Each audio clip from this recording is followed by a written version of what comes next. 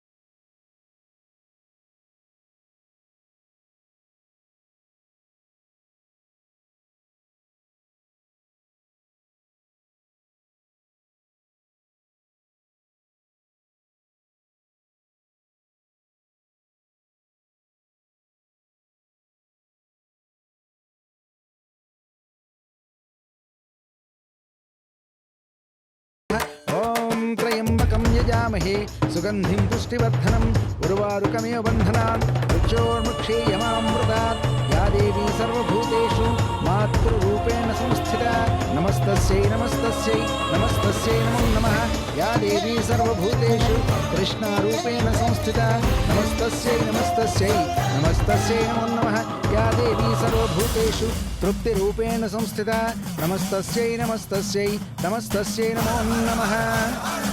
హర హర మహాదేవ. అయ్యా ఆ అక్షింతలు ఇలా ఇవ్వండి. అలాగే పంతులు గారు.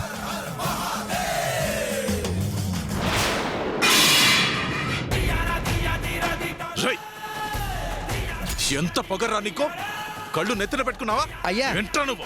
శంకరా అయ్యా వదలరా ఎక్కడికి వాణ్ణి. వస్తున్నావ్? అయ్యా శంకరా అయ్యా శంకరా వదలు. అయ్యా తమరు శాంతించాలి. మా గురువుగారు చెప్పింది అప్పుడే మీరు మర్చిపోయారా?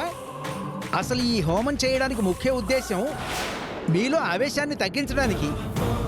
మీరు ఎంత ప్రశాంతంగా ఎంత ఏమరపాటుగా ఈ హోమం చేస్తారో మీకంత మేలు జరుగుతుంది. లేదు అంటే ఈ హోమం చేసినా వృధా అవుతుంది. మీరే ఆలోచించుకోండి. అవును శంకరా, నా మాట విను. నీ ఆవేశాన్ని కాస్త తగ్గించుకో. నువ్వు శాంతంగా ఈ పూజ పూర్తి చేస్తే కానీ నువ్వు అనుకున్నది సాధించగలవు. అర్థమైందా?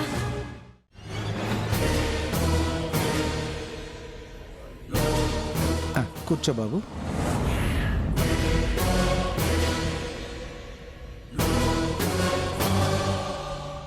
రేయ్, ఎక్కడైనా కాస్త ఒళ్ళు దగ్గర పెట్టుకుని పనిచేయి. అట్టాగే అమ్మా.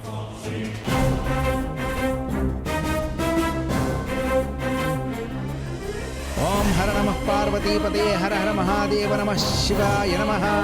ఓం ప్రకృతి